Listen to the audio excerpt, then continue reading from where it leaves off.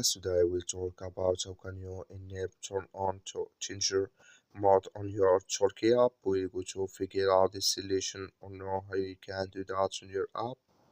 So you just follow this ways, then it's going to work with you. So all you have to do, you just go down here, you click here on this sign down here. So when you just click on it, then it's going to take you to your profile. It's going to show for you like this. Then all you have to do now, you just go here above this sign, click on it. When you just click on it here, so then it's going to take you to this list. It's going to show for you like this. Click here on turn on change your mode.